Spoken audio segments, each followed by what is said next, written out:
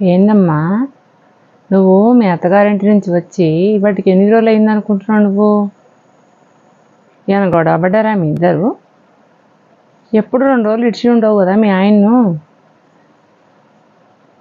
మరి ఈసారి వచ్చి 20 రోజులైనా కూడా మీ ఆయన పేరెత్తుతలేవేందిరా?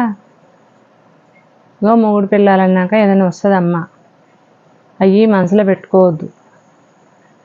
చెప్పేమైంది? అనుకోవాలైందా ఏంది? వామ్మో, చూస్తుండ్రా?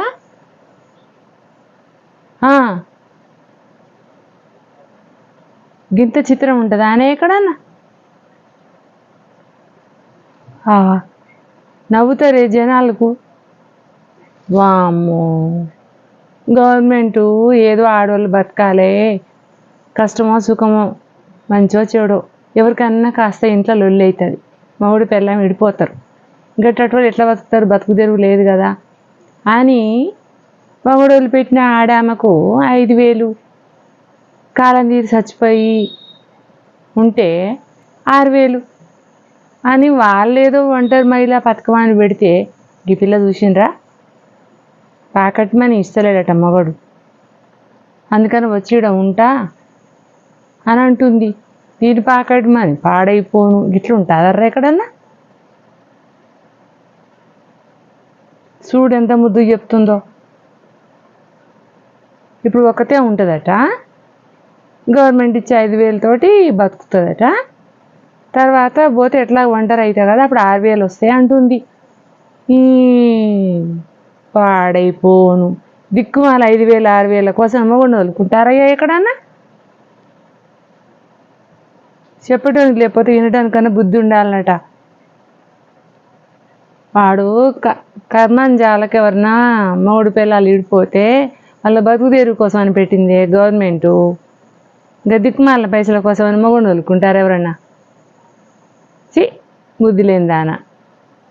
ప్యాకెట్ మనీ ఇవ్వకపోతే మొగుడిని పెట్టుకొని గవర్నమెంట్ దగ్గర పైసలు తీసుకుంటావు. తప్పు బిడ్డ, గట్ట చేయొద్దు. కష్టపడు, ఏదైనా పని చేసుకో, నీకు చేతులున్నాయి కాళ్ళున్నాయి. పో, నేను గిట్టాటి ఒప్పుకోనమ్మా. నేను మీ ఆయన దగ్గర పో, మంచిగా ముద్దుగా సంసారం చేసుకో, కష్టపడి పని చేసుకో. ఆయన ఇవ్వాలని ఏమి, నీకు కూడా పని వచ్చు కదా, పని చేసుకొని బతుకు. ఎవ్వరు కూడా గిట్లాంటి కావాలని పైసలకు ఆశపడి ఎవ్వరు కూడా గిట్లాంటి పనులు చేయకూడదు. వింటుండ్రా? ఆడపిల్లల్ని పెంచుడంటే ఇవాళ రేపు మాటలు కాదు. మీ అమ్మ నాయనలు ఎవరైనా సరే ఆడపిల్ల పుడితే చిన్నప్పుడు గర్వంగా పెంచుతారు. అత్తగారింట్లో పోయినాక మంచిగా ఉండాలి అని ముద్దుగా అని పని పాటలు నేర్పి పంపుతారు. కష్టపడు, మంచో చెడో అత్తగారింట్లో మంచి పేరు తెచ్చుకోవాలి, మగంతో ముద్దుగా సంసారం చేసుకొని ఏటికల్ల కాలం సంసారంలో మంచిగా నిలబడాలి. గంతేగాని పైసల కోసం, దానికోసం దీనికోసం ప్రతిదానికో పంచాయతీ పెట్టుకొని మొగని పెట్టుకుంటారా? ఇంకా ఇట్లా చేస్తే ఇక మన ఆడవాళ్ళకి ఏమైనా ఇజ్జతుంటుందా? లోకానికి మనం ఇజ్జత్ లేకుండా అయిపోతాం. వింటుండ్రా? ఆడపిల్లలు అమ్మయ్య పేరు నిలబెట్టేటోళ్ళే ఆడపిల్లలు, విన్నారా? అందుకే మిమ్మల్ని గర్వంగా చూసేది. గుర్తుంది కదా?